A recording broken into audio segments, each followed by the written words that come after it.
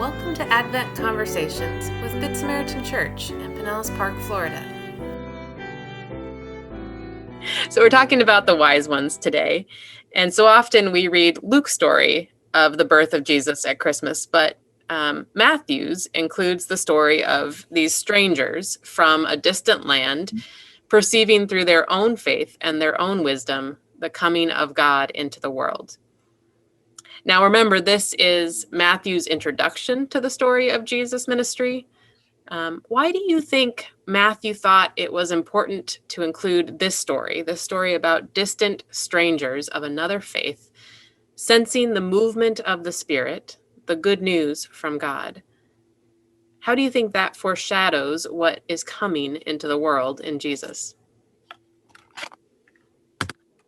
Well, in reading those passages or thinking about them, I was reminded of some of my favorite passages in the prophets that talk about people coming to Zion, people coming to God's holy mountain to be united, to give up war and to give up violence. My favorite passage, even violence among animals goes away in the Messianic age. And so this era of perfect peace where all is just and all is right and all people are united. So if you want to talk about bringing some, that came to mind thinking about the idea of the Magi being from, was it Persia supposedly, and coming from a long distance, and the idea of God bringing everybody together. In the case of the nativity story, it's the Christ child and the star, as opposed to Zion, but that's a common theme. We're coming together. The whole people are coming together. Yeah, there's this sense of almost a magnetic force kind of pulling at us. Sometimes in Christian theology, we'll talk about irresistible grace. But yeah, kind of this irresistible magnetic type force that's just pulling at us, nudging us. Yeah. I like that. What Chris lifted up was that kind of unifying. I think that's something that it's too easy for me to, the poor Magi get lost in the shuffle of the Christmas story. They're like these kind of supporting characters, yet they're far more than that. I mean, they're representative of all of us, and all of us coming, like you said, that pull that through the Christmas story, through Jesus, is this pull to come together from far and wide. And no matter how we show up and where we're from and what we believe in and our backstories, that there's still this unifying journey to be on, to seek out Christ. Yeah, I remember the first year that we planned the Interfaith Pride worship service for St. Petersburg, and we got together and we're going, okay, what scriptures can we pull out from each of our traditions to kind of highlight a message of inclusivity and love? And we're looking at all of our traditions, and we were all so beautifully, I don't want to say surprised, but just we're very happy to discover that so many of our traditions said such similar things about love and humanity, and that we could discern that in each of our traditions. Well, okay, let's talk about the gifts that they bring to the Christ child. Now, the gifts foreshadow the Christ child in this story as well. Tell me about gold and frankincense and myrrh. What are those? What do they symbolize? Well, it's interesting. Gold, of course, I think we all are familiar with what gold is, but it's also a symbol of kingdom or kingly. And it's also, I found another place where it says virtue. So virtue, and it's a gift fit for a king, right? Gold. Yes, definitely royal. Mm-hmm.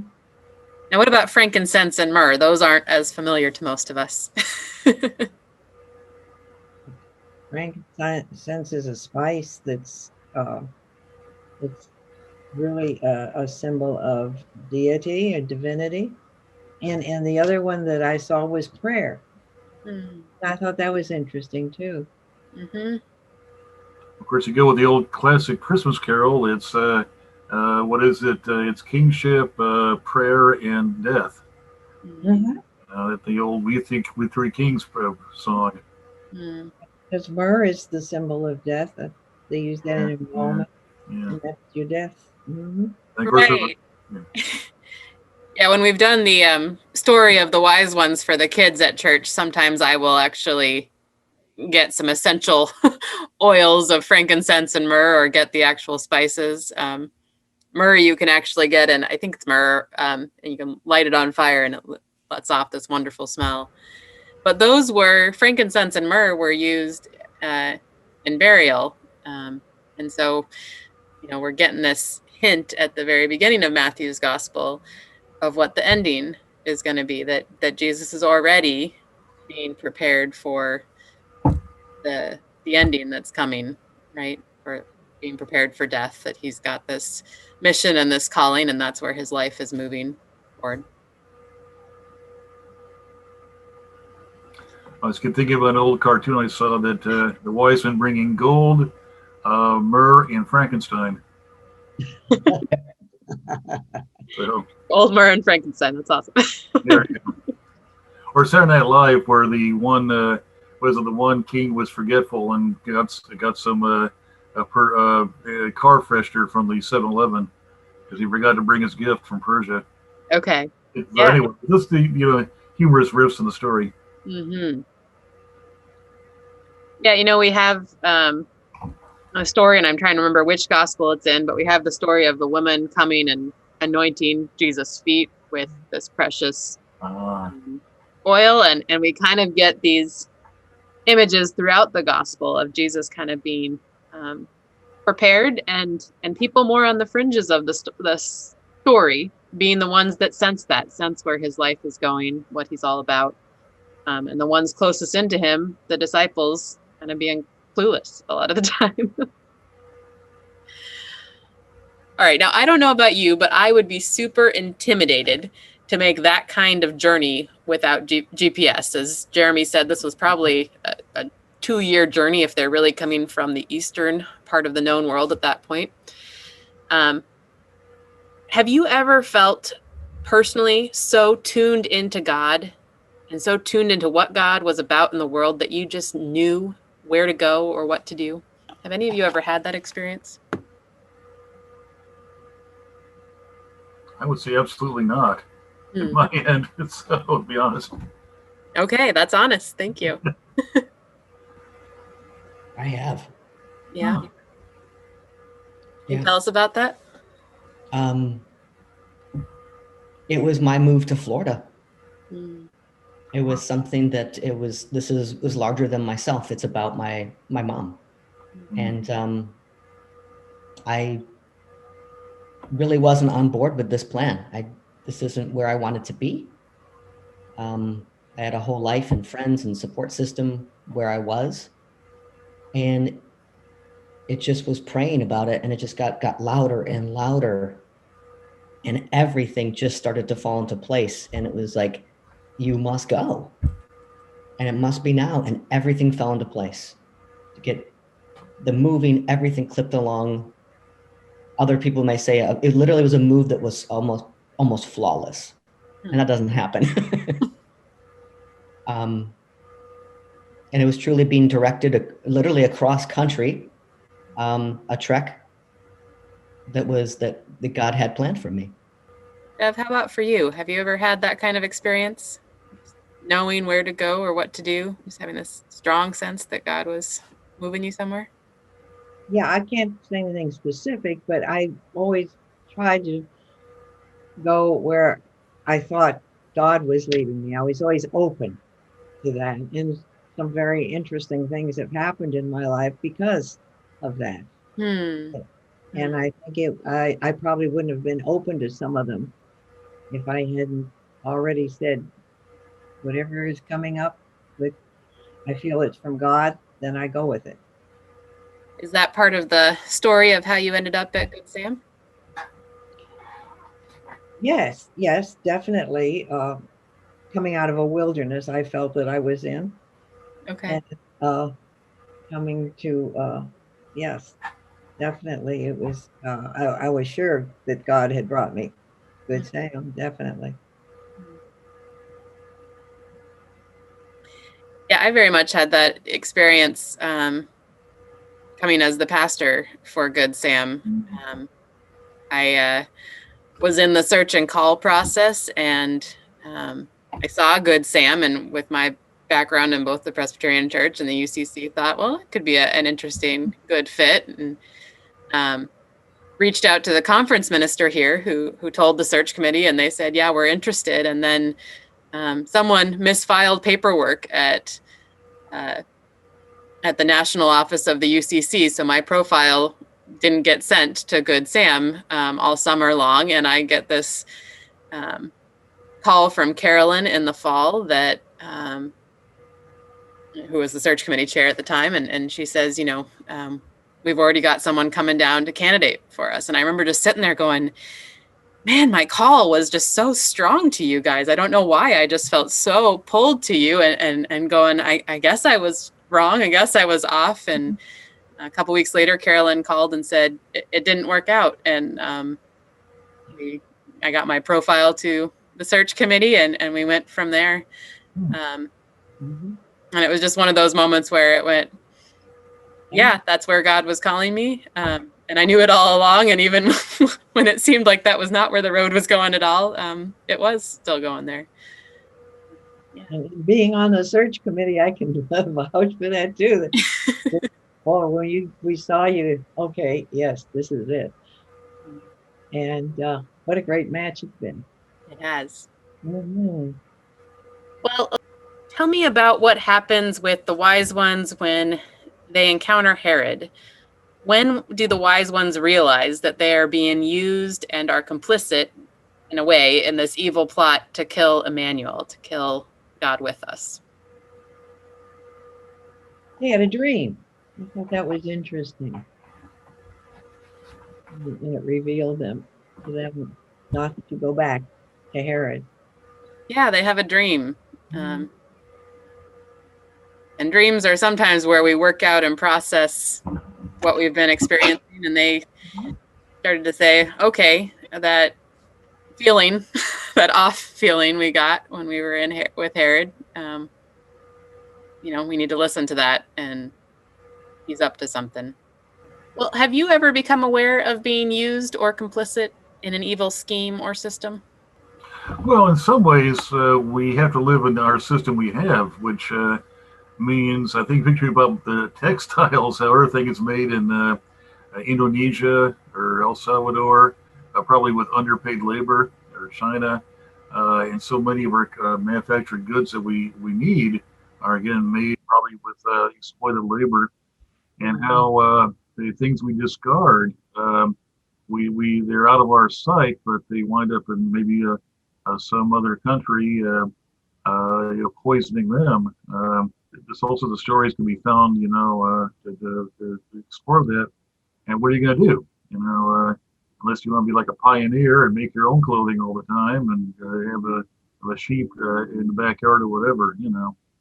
We are dependent upon that system we have of getting things from large corporations and so forth.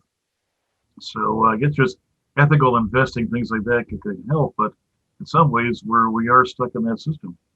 Yeah, I feel like I've become more and more aware the older I get and the more I read of all the many systems I participate in or benefit from white privilege to, this pandemic, all of us were ordering groceries and supplies we needed online. And we know some of those online vendors were not the most just and didn't treat their employees the best and things. And you start to become aware of all the ways you are, as a consumer, especially participating in some unjust practices. Mm-hmm. Yeah, and I think, members of like the LGBTQ community or any marginalized or oppressed community at some point or other have been used for someone else's agenda, pro or con. But I know personally that that's happened where people oh, well, I would like you to be a part of our group because we help, check the box for diversity. Or can you speak, about your experience and make sure that it's about everyone's experience and teach us. And it's not because it's people, there's times where it's because there's just an agenda that's kind of an ugly agenda underneath it that we get used for. Thank you, Jeremy. Thanks for that reminder. Well, last question with the wise ones. They go home then after having this dream by a different way. They avoid going back and telling Herod where the Christ child is. And so they offer up kind of a form of resistance. How does this Christmas invite us to go home by a different way? To resist empire in some way? Well, particularly this Christmas, so many people will not be able to go home. They won't be with close family and all.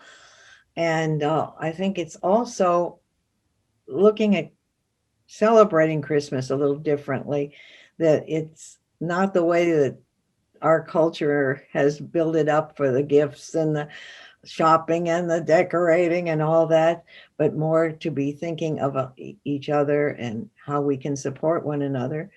And I think it's choosing to go against the way society is teaching us, to try and work for the equality of the races, to get to put other people first, to think of other people's welfare.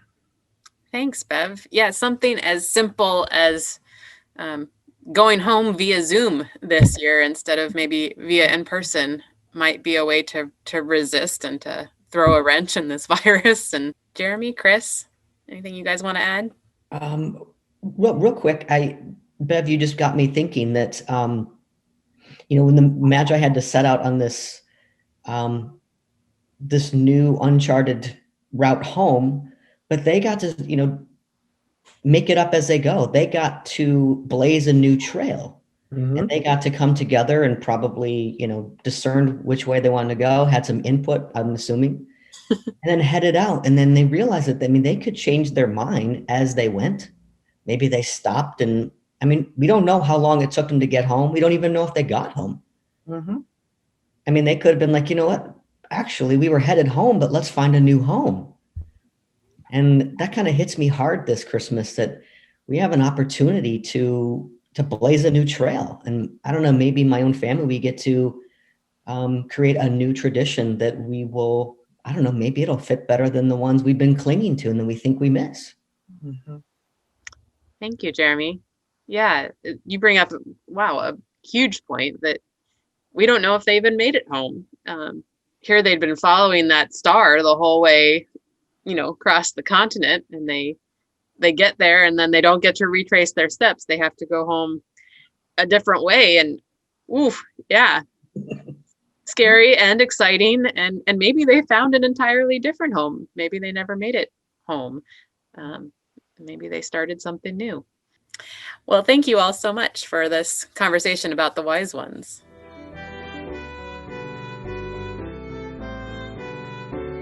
Thank you for joining us for Advent Conversations as we continue on the journey of this season.